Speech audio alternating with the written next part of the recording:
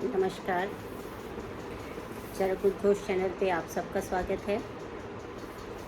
आज हम जैसे कि पिछले व्याख्यान में चरक सूत्र स्थान के 66वें नंबर श्लोक पे हमने चर्चा की थी। आज हम 67 से इसको स्टार्ट करने वाले हैं।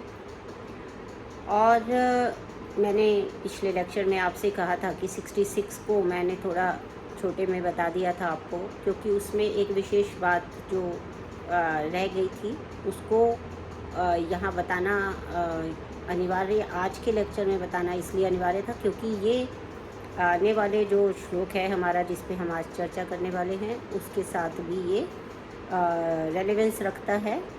तो अब जो 66 नंबर का हमारा श्लोक था उसमें ये कहा गया था कि स्वादु अम्ल लमड़ा वायु कषाय स्वादु तिक्तकः जयन्ति पित्तम श्लेष्माणम कषाय कटु तिक्तकः। ये तो हमें सामान्य बात है, ये हमें पता है। और हमें ये भी मालूम है कि ये जो तीन जो बताए गए हैं, तीन दो रस जो बताए गए हैं, जिसमें कि जिससे कि जो दोष हैं उन पे विजय प्राप्त की जा सकती है या उन्हें पैसिफाई किया जा सकता है, शमन किया जा सकता है। तो ये इम्प्लाइड है कि जो इसके अलग वाले जो बाकी तीन बच जाएंगे, जिन तीन से वृद्धि होती है, उन्हीं के ऑपोजिट वाले जो तीन हैं वो उसका शमन करने वाले होते हैं।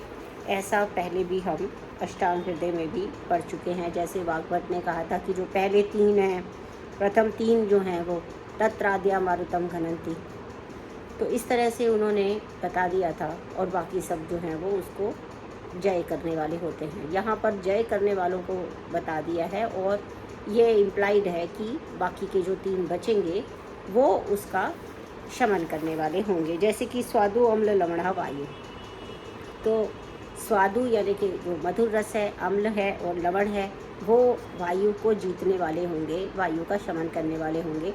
तो इससे इम्प्लाइड है कि जो कषाय, जो तिक्त कटु कषाय है, वो जो तीन बाकी बचे हैं वो क्या करने वाले होंगे, वो सॉरी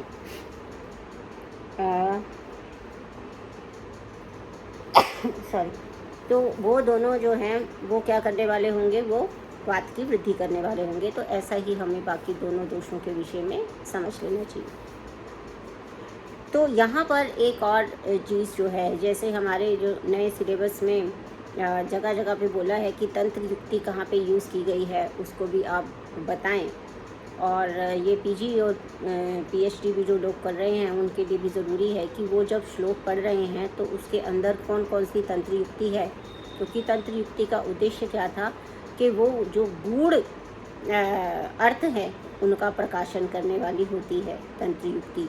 और ये वो युक्ति होती है जिसके द्वारा हम तंत्र के रहस्यों को अनफोल्ड कर पाते हैं, यानी तंत्र की बात को और अच्छी तरह से समझ पा रहे हैं। और रिसर्च के दृष्टिकोण से अगर देखा जाए तो ये क्या होता है, ये होता है रिसर्च के दृष्टिकोण से अगर देखेंगे तो ये होता है हमारा लिटरेरी रिसर्च का हिस्सा, जिसमें हम लिटरेरी रिसर्च में एक्सप्लोर करते हैं, एक्सप्लोरेटरी। तो इस तरह से हम कुछ जो नॉलेज है जो एकदम स्पष्ट रूप से नहीं भी बोली गई है उसको समझ जाते हैं। तो यहाँ पर रस के विषय में रस कर्म के अतिदेश नाम की तंत्र युक्ति यहाँ पर प्रयुक्त हुई है। तो अतिदेश तंत्र युक्ति किसको कहते हैं, उसका डेफिनेशन क्या है कि जो अनुक्त विषय को जानने के लिए थोड़ा सा जाना हुआ विषय बता दिया, यह कह दिया जाता है कि इस तरह से अन्य विषय को भी जान लें, यह अतिदेश है। अब रसों को बताने में अतिदेश तंत्र युक्ति कैसे है, वो ऐसे है कि जैसे रस एक बार बता दिया, उसके बाद हम देखते हैं कि वीर्य के विषय में जब हम बताएंगे तो यहाँ पे क्या है, आत्रेय भद्र कापिय में बताया तत्र स्वादु इत्यादि से कटु तिक्त कषायों का विपाक प्रायः कटु होता है। इसी तरह से सूत्र स्थान 26 के 58 नंबर श्लोक में हम ये पढ़ते हैं। इसी तरह से अम्ल रस का विपाक जो है वो अम्ल होता है, और मधुर और लवण का विपाक जो है वो मधुर होता है। सूत्र अध्याय 26/58 में हम देखेंगे। और जो द्रव्य रस और विपाक में जो द्रव्य रस और विपाक में मधुर होते हैं उनका जो वीर्य है वो प्रायः शीत होता है, और जो रस और विपाक में कटु अम्ल होता है वह उष्ण वीर्य होता है, और जो द्रव्य रस और विपाक दोनों में कटु होता है वो भी उष्ण वीर्य होता है। तो यहाँ पर क्या है कि रस के ग्रहण कर लेने से ही हम फर्दर उनके जो है वीर्य विपाक को भी जान जाते हैं। तो ये अतिदेश है, यानी कि एक विषय हमने थोड़ा सा रस के विषय में तो बता दिया, और वो रस का विषय जो है वो आगे बढ़ता है, और फिर वो क्या करता है, रस का विषय जो आगे बढ़कर हमें वीर्य के बारे में और विपाक के बारे में भी जानकारी प्रदान करने वाला होता है। ठीक है ना, तो ये हमको पता चल जाता है। तो इसमें अतिदेश तंत्र युक्ति को बताना था, मुझे अनिवार्य था, इसलिए मैंने पिछले लेक्चर में इसको यहाँ पर छोड़ दिया था, क्योंकि अब आगे जो हम अगला श्लोक जो हम पढ़ रहे हैं उसमें भी क्या है, क्योंकि हम एक श्लोक को बड़ी सामान्यतः हम एक श्लोक पढ़ते हैं और उसकी हिंदी कर सकते हैं, लेकिन जब हम चक्रपाणी सम्मत व्याख्या को पढ़ते हैं तो हमें एक ही श्लोक में कई प्रकार के सिद्धांत जो हैं वो क्लियर होते हैं। और वही मेरा पर्पस है कि आपका होराइज़न ब्रॉड होना चाहिए। आप जब किसी चीज़ को पढ़ें तो उसको इतना डीपली पढ़ें कि वो उससे जो जितने भी सिद्धांत उससे बाहर आ रहे हैं वो सब आपको पता चले। दूसरी बात ये होती है कि संस्कृत जानना हमारे लिए बहुत आवश्यक है। तो संस्कृत के शब्दों में एक विशेषता संस्कृत भाषा की ये है कि एक मात्रा भी वो जो है वो एक्स्ट्रा नहीं लगाते हैं। तो उनका विशेष मतलब क्या है, उस एक एक अक्षर एक एक शब्द का अर्थ क्या है, उसको समझाने का प्रयास मैं इस चैनल के थ्रू अपने व्याख्यान में करने का जो है वो एक छोटा सा उपक्रम है। तो देखिए, इसमें आया हमारा किंचित दोष प्रशमनम किंचित धातु प्रदूषणम शस्त्रवित्तौ मतम किंचित त्रिविधम द्रव्यम उच्यते। अब यहाँ पर क्या हुआ कि एक सिंपल हिंदी अगर हम करते हैं तो कुछ द्रव्य जो हैं वो दोष और धातुओं को शांत करने वाले होते हैं, कुछ द्रव्य धातुओं को प्रदूषित करने वाले होते हैं, और कुछ द्रव्य जो है वो स्वस्थ वृत्ति के लिए हितकर होते हैं। इस तरह से जो द्रव्य है वो त्रिविध बताया जाता है। तो क्या है इसमें कि द्रव्य कार्य को जो है उसका जो प्रभावकृत कहना है, तो अब प्रभाव भेद से, यहाँ पर प्रभाव भेद से द्रव्य जो है वो 3 प्रकार के कहे गए हैं। आत्रेय भद्र काव्य अध्याय जब आएगा 26वां, तो उसमें हम प्रभाव की परिभाषा वैसे पढ़ेंगे, लेकिन यहाँ पर ये बताना अनिवार्य है कि ये एक अचिंत्य शक्ति होती है प्रभाव।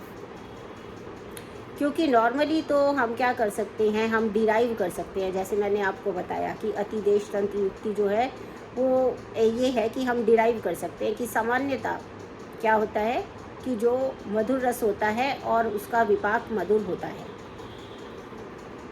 तो उसका विदेशित होता है, तो उसके अकॉर्डिंगली उसको क्या करना चाहिए, उसको कफ की वृद्धि करनी चाहिए, क्योंकि मधुर रस जो है वो कफ की वृद्धि करने वाला होता है। लेकिन कतिपय द्रव्य ऐसे भी होते हैं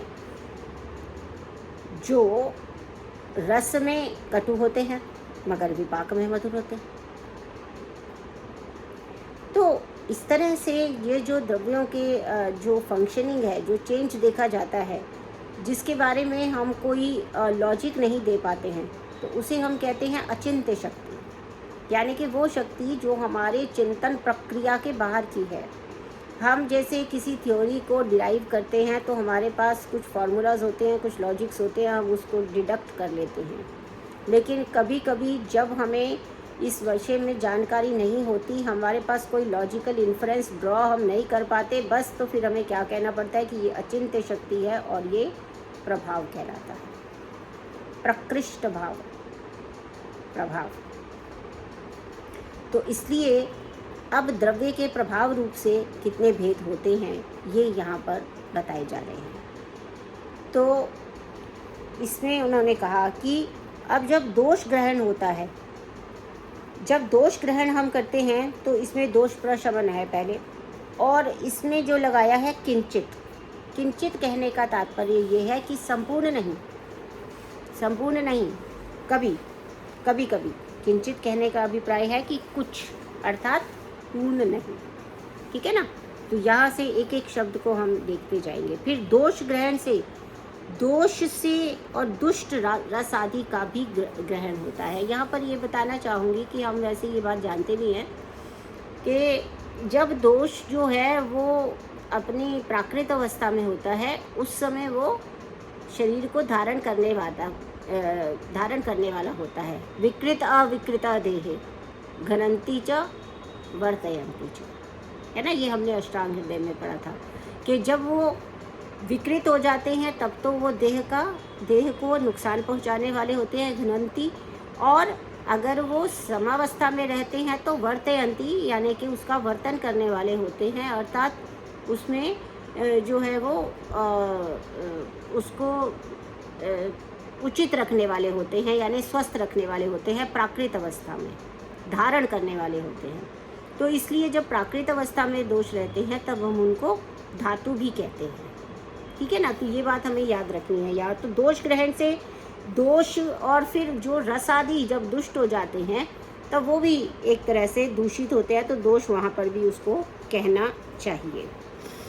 जैसे कि हम एक बात कहते, जैसे कि आंवला है, उदाहरण के लिए आंवला। तो आंवला क्या करता है, आंवला जो है वो है शिवत्व है, कल्याणकारी है आंवला, वो इसलिए त्रिदोषहर है। इसी तरह से दुरालभा है, वो भी वात पित्त कफ का हरण करने वाली है। लेकिन यद्यपि ये जो आमलकी है ये क्या करती है, अम्ल रस होने के कारण ये वात का प्रशमन करता है, जैसे सुश्रुत सूत्र स्थान में भी बताया गया है। क्योंकि ये अम्ल रस वाला है, वात हरण करता है। सुश्रुत सूत्र स्थान 46/144 में ये बताया। इसी इत्यादि से गुण द्वारा इसकी त्रिदोष हरता कही जाती है। फिर भी ये प्रभाव से जो है वो बृंघण करने वाला होता है। क्योंकि क्या बात है कि मान लीजिए अम्ल रस है तो वात का तो शमन कर रहा है, ठीक है, बात समझ में आती है। लेकिन अम्ल रस जो होता है वो पित्त की वृद्धि करने वाला होता है। पित्त की तो वृद्धि करेगा ना, तो पित्त आदि का कोप भी उपयुक्त है। लेकिन पित्त का प्रकोप आमलकी के प्रभाव के कारण नहीं होता है। क्यों नहीं होता है? क्योंकि अम्ल विपाक होने के बाद भी वो पित्त का जो है वो शमन कर रहा है, उसकी वृद्धि नहीं कर रहा है। जबकि ये विरुद्ध है, जैसे अम्ल है तो उसको वृद्धि करनी चाहिए पित्त की।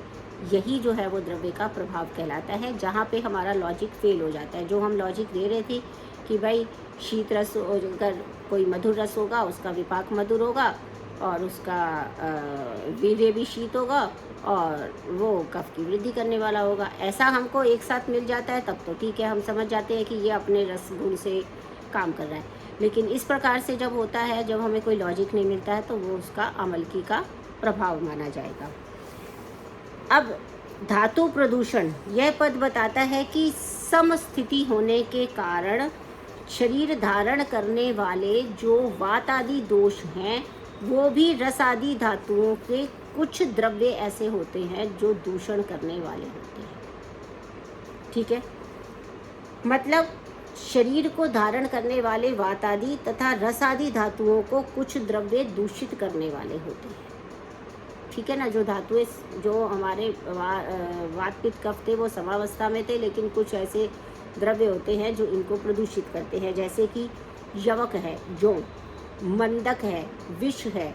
ये क्या है कि ये जो है वो धातुओं का और दोषों का दोनों का दूषण करने वाले होते हैं।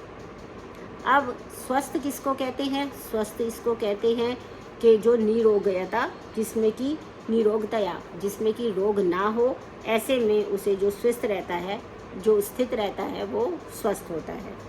तो स्वस्थवृत्त अभिमतम, स्वस्थवृत्त अभिमतम यानी स्वस्थ की वृद्धि करने वाले को जो है वो पूजित अर्थ में लिया जाता है। स्वस्थ वृत्त में पूजा जाता है, यानी कि क्योंकि वो स्वस्थ व्यक्ति के स्वास्थ्य को का संवर्धन करने वाला है या फिर उसको मेंटेन करने वाला है।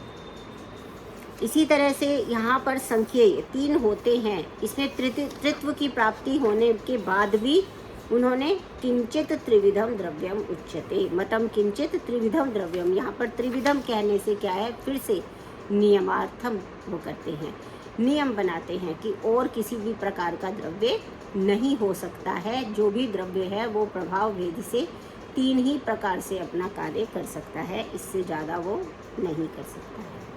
ठीक है।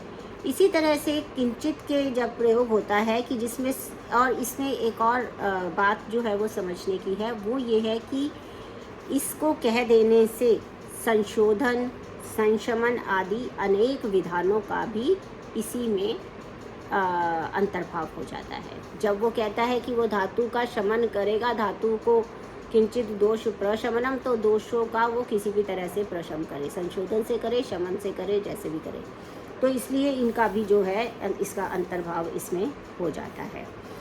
अब रसायन और वाजीकरण का जहाँ तक प्रश्न आता है, ये जो द्रव्य है, अब ये कहते हैं कि क्या ये सिर्फ स्वस्थ के लिए है, क्योंकि जो उन्होंने कहा कि स्वस्थ के लिए जो ऊर्जस्कर है, ऊर्जा देने वाला है, वह वृक्ष है और वह रसायन है।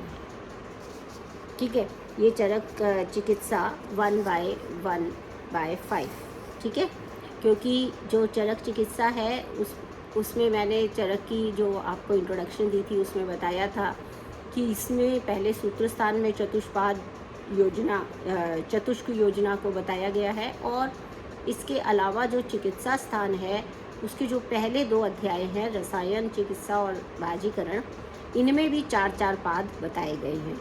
तो ये चरक चिकित्सा का पहले अध्याय का पहले पाद का 5वां श्लोक बताता है कि तद्विष्यम तद रसायनम, यानी कि तद्विष्यम, ये जो है ऊर्जस्करम जो है वही विषय है और वो रसायन है।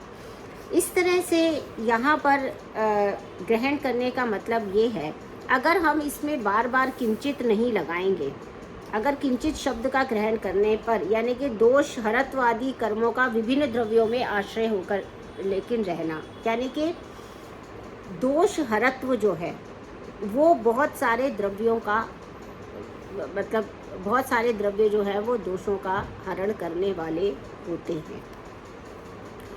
लेकिन अगर हम ऐसा कहें कि एक ही द्रव्य जो है वो दोषहर होता है, धातु प्रदूषक भी होता है और स्वस्थ वृत्त सम्मत भी होता है, तो ऐसा जो शास्त्र है वो नहीं कहना चाहता है, क्योंकि स्वस्थ वृत्त सम्मत जो रक्तशाली आदि हैं उनका जो है वो दोष प्रशमनत्व भी देखा जाता है।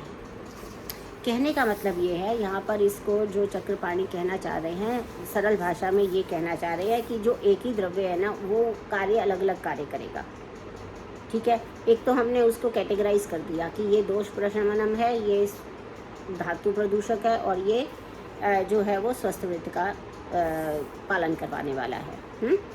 तो लेकिन कभी कभी ऐसा भी होता है कि जरूरी नहीं है, जिसमें दोष हरत्व होता है वो स्वस्थ वृत्त सम्मत जो रक्तशाली है, षष्ठी है, यव आदि हैं, उनका दोष प्रशमनत्व भी देखा जाता है।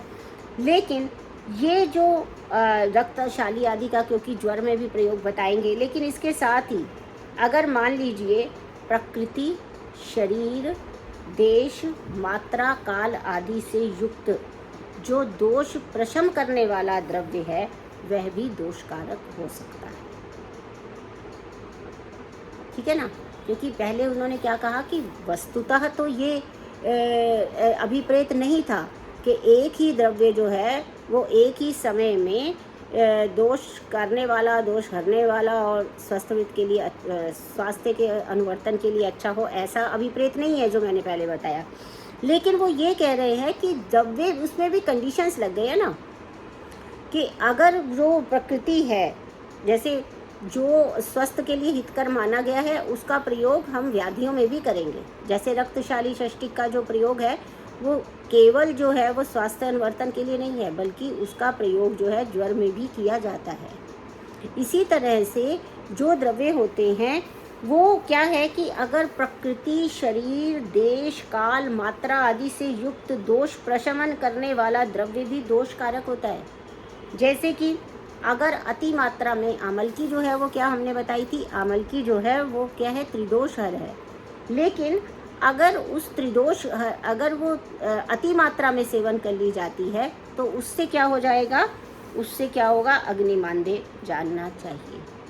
जैसे धातु प्रदूषक का भी, अगर जो धातु प्रदूषक है वो भी दोष शामक माना जाता है। जैसे विष को हमने माना, विष क्या है, धातु प्रदूषक है।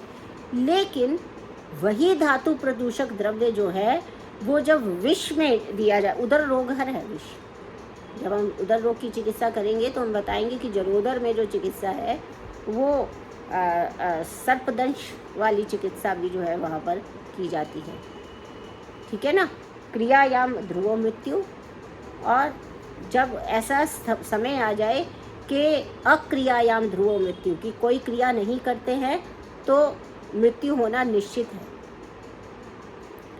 और अगर करते हैं तो संशयो भवेत, तो उसमें संशय है, ठीक है। तो क्रियमाणम संशयो भवेत, अगर नहीं किया गया कुछ तो मृत्यु निश्चित है, लेकिन अगर किया गया तो संशय है। ऐसी स्थिति जब आ जाती है उदर रोग में तो उस समय विष का प्रयोग कर लिया जाता है। तो ऐसा नहीं है कि जो धातु प्रदूषक है वो कभी भी दोष शामक नहीं हो सकता, वो दोषहर नहीं हो सकता। तो यहाँ पर जो है एक चीज़ जो सिद्धांत है जो हर जगह पे लागू होता है वो प्रायःवाद, प्रायः ऐसा होता है, प्रायः ये रसायन होते हैं, प्रायः ये स्वस्थ के ऊर्जस्कर होते हैं, अर्थात बाहुल्य बताने के लिए ऐसा बताया जाता है। लेकिन समय आने पर युक्ति पूर्वक अगर प्रयोग किया जाए तो जो धातु प्रदूषक है वो भी दोषहर हो सकता है। दूसरी तरफ जो दोषहर है अगर अयुक्ति पूर्वक प्रयोग किया जाए तो वो विष के समान ही दोषों का दूषण और धातुओं का दूषण और शरीर का जो है वो शरीर को हानि पहुंचाने वाला, उसको नुकसान पहुंचाने वाला भी हो सकता है। इसका अर्थ ये है कि यहाँ पर वो हमें दो प्रकार के सिद्धांतों को यहाँ पर क्लियर कर रहे हैं। एक तो बहुलतावाद, हमने सदैव बाहुल्यवाद पे ही जोर दिया है ना। जैसे शुक्र शोणिक संयोगे तु यो भवेत दोष उत्कटः, जो जिस दोष का बाहुल्य होगा वही प्रकृति में आ जाएगा, ठीक है ना। तो बाहुल्य से का अर्थ है कि जिसमें जो चीज़ करने की अधिकता है उसी रूप में उसका नामकरण यहाँ पर किया गया है। पहली बात तो ये हमारा सिद्धांत है, ये क्लियर हुआ। दूसरा जो क्लियर हुआ वो प्रायःवाद का, कि एब्सोल्यूटिज्म नहीं चाहता है। जो हमारा आयुर्वेद है वो एब्सोल्यूटिज्म में, ब्लैक एंड वाइट में नहीं चलता है। यानी यहाँ पर एक दूसरा सिद्धांत भी सिद्ध हुआ, एक होता है एकांत हितकर और एकांत अहितकर, डाइकोटोमस थिंकिंग, इसको वो बिल्कुल नेगेट करते हैं। यहाँ पर जो जैन दर्शन था हमारा, जैन दर्शन का एक सबसे पॉपुलर सिद्धांत क्या था, स्यात्वाद, स्यात्वाद या अनैकांतवाद। यहाँ पर जो है अनैकांतवाद की भी सिद्धि हो रही है, यानी कि एक ही वस्तु, एक ही द्रव्य मात्रा, देश, काल, प्रकृति के अनुरूप अनैकांतवाद, एक ही द्रव्य किसी एक प्रकृति के ऊपर अच्छा रिजल्ट हमको दे सकता है, दूसरी प्रकृति के व्यक्ति के लिए वो धातु प्रदूषक हो सकता है। एक के लिए शामक हो सकता है, दूसरे के लिए प्रदूषक हो सकता है, तीसरे के लिए वो स्वस्थ हितकर हो सकता है, डिपेंडिंग अपॉन प्रकृति, देश, काल, मात्रा आदि। तो इसका मतलब है कि द्रव्य का प्रभाव जो है एकांतिक नहीं है, वो अनैकांतिक है। तो आप ये देखेंगे कि आयुर्वेद एक ऐसा ग्रंथ है, एक ऐसा शास्त्र है जो हमें केवल चिकित्सा के क्षेत्र में ही नहीं बता रहा, ये अपने जीवन में भी बता रहा है। You have to be flexible if you want to grow, है ना। अगर आप फ्लेक्सिबल नहीं हैं, अगर आपकी डाइकोटोमस है, ये तो खराब है, बेकार, इसको कभी काम नहीं आना है, इस चीज़ को नेगेट करता है। क्योंकि बाद में जो है चरक जाके ये चीज़ को और अच्छे से बताते हैं कि ना अनौषधि भूतम जगति किंचित, कि इस पूरे संसार में कोई भी चीज़ ऐसी नहीं है जो अनौषधि है। अर्थात हम अगर युक्ति पूर्वक प्रयोग करें तो इस संसार में प्राप्त प्रत्येक वस्तु को औषधि की तरह हम प्रयोग में ला सकते हैं। ये बहुत बड़ी बात यहाँ पर, ये दो सिद्धांत मैंने आपको बताया कि यहाँ स्थित होते हैं, एक बाहुल्यवाद का सिद्धांत और दूसरा अनेकांतवाद का सिद्धांत। इस चीज़ से यहाँ पर ये सिद्ध होता है। तो प्रायः शब्द से कभी कभी वो आतुर के रोग का प्रशम करने में भी काम करता है, जैसे च्यवनप्राश रसायन में प्रयोग किया गया, फिर काश में भी, श्वास में भी प्रयोग किया गया आगे चल के।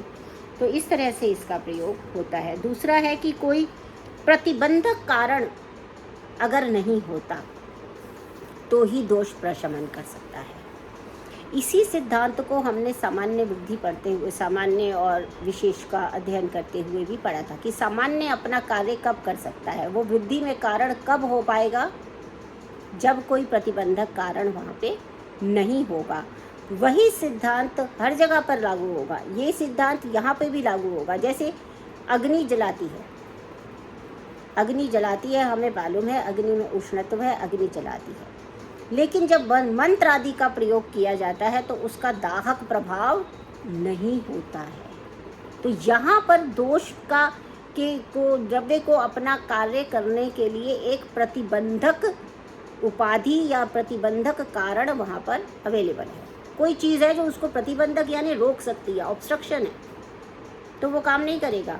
अगर अग्नि को जलाना है लेकिन मंत्र का प्रयोग कर दिया गया, अब अग्नि जला नहीं रही है, लेकिन इसका अर्थ यह भी नहीं है कि हम ये कहना बंद कर देंगे कि अग्नि कभी जलाती ही नहीं है, अग्नि में उष्णत्व है ही नहीं, ये हम नहीं कह सकते। हमें बताना है कि अग्नि का स्वभाव है जलाना, लेकिन प्रभाव वो तब दिखा पाएगी यदि कोई प्रतिबंधक कारण वहाँ पर उपस्थित नहीं होगा। ठीक है ना, स्वभाव है अग्नि का उष्ण होना, लेकिन वो जला तभी पाएगी जब कोई प्रतिबंधक कारण ना हो। यदि मंत्र स्वरूप में, मंत्र प्रक्रिया, हमने मंत्र वाला उपक्रम कर दिया तो वो अग्नि जो है वो अपना कार्य नहीं कर पाई। तो इसी तरह से धातु के जो प्रदूषक द्रव्य की भी जो है वो कभी कभी जो है धातु प्रदोष भी नहीं कर पाता है अगर कोई प्रतिबंधक कारण वहाँ पर अवेलेबल है। यानी कि कोई भी काम तभी हो सकता है जब उसको कोई रोकने वाला ना हो। ठीक है, तो इसमें क्या है कि जैसे मंदक है, मंदक भी जो है वो त्रिदोषों को उत्पन्न करने वाला है, त्रिदोषकर है, लेकिन फिर भी क्षीण दोष जब कहीं हो जाते हैं, क्षीण दोष अगर कहीं हो गया और उस दोष का वर्धन करना है तो वहाँ पर मंदक का प्रयोग भी किया जाता है। लेकिन उसी प्रकार से हम कभी भी ये नहीं कहेंगे कि मंदक जो है वो दोष हर द्रव्यों में गिना जाए, ऐसा नहीं है, क्योंकि उसका स्वभाव है कि वो दोषों को दूषित करता है। लेकिन कभी कभी दोष को, क्षीण दोष को वृद्ध करने के लिए अगर मंदक का प्रयोग किया जाए तो वो उसकी साम्यावस्था में भी कारण हो सकता है। तो कहने का मतलब ये है कि यह अनेकांतवाद सिद्धांत को बताया है कि किसी भी वस्तु को जो समय और परिस्थिति के अनुसार, प्रकृति के अनुसार हम जब युक्तिपूर्वक प्रयोग करते हैं तो ये इंटरचेंजेबल है, यानी ये तीन हैं, इन तीनों में से एक प्रकार से ही वो काम करेगा, लेकिन ये इंटरचेंजेबल हैं। ठीक है, तो प्रायःवाद, बहुलतावाद और अनेकांतवाद को यहाँ पर क्लियर करके यहाँ बताया गया है। ठीक है, अब इसमें एक शब्द आता है प्र। प्र जो शब्द का अर्थ है कि इस प्र में मृदु, मध्य आदि प्रकार से प्रकोपण तथा संशमन और संशोधन का भी कथन कर दिया जाता है। प्रदूषणम, प्रशमनम। प्र जब उपसर्ग का प्रयोग हुआ है तो प्र शब्द का उपसर्ग का प्रयोग दो बातों को यहाँ बता रहा है। एक बता रहा है कि जो मृदु, मध्य आदि प्रकार से प्रकोप या प्रशम, और दूसरा संशोधन और संशमन आदि शमन का भी कथन यहाँ पर प्र से कर लिया जाता है। ठीक है, तो ये दो बातें प्र के विषय में आई। और इसके बाद जो स्वस्थ वृत्त वाला द्रव्य होता है उसको बेसिकली कैसा होना चाहिए, क्योंकि स्वस्थ वृत्त अनुवृत्ति जनक होने से वो दोष हरण करने वाला नहीं कहा जाता। स्वस्थ वृत्त का जो जो स्वस्थ का के स्वास्थ्य का अनुवर्तन करता है, स्वस्थ को स्वस्थ रखने में जो काम करता है वो दोष हरण करता है, ऐसा नहीं माना जाता, क्योंकि वो धातु साम्य की अनुकृति करता है। जैसा कि एक आएगा आपका सूत्र स्थान अध्याय 25/45 में, पथ्यो अनपेतम। ठीक है, पथ्य क्या कहलाता है? पथ्य कहलाता है अनपेतम यानी अनुकूल होता है। पथ्य यानी के स्वास्थ्य कारक, उपयोगी, उपयोगी स्वास्थ्यवर्धक, स्वास्थ्यप्रद। ठीक है, जो स्वास्थ्य के अनुकूल होता है वो स्वस्थ वृत्त वाला द्रव्य कहलाता है। तो स्वस्थ वृत्त वाला द्रव्य दोषों का शमन करने वाला नहीं है, मतलब वो ना किसी को कम कर रहा है ना ज़्यादा कर रहा है, जो सम है, जो प्राकृत है उसको प्राकृतावस्था में रख रहा है, इसलिए उसको स्वस्थ वृत्त का, स्वास्थ्य का अनुवर्तन करने वाला कहा गया है। तो आज का श्लोक हम यहीं पर एंड करते हैं, फिर आगे के श्लोक पे हम अगले व्याख्यान में चर्चा करेंगे। नमस्कार, आप पढ़ते रहिए और चक्रमार्णी सम्मत इन व्याख्यान को सुनते समय अपनी पुस्तक को ज़रूर खोल लिया करें, ये बार बार मेरा अनुरोध है। नमस्कार।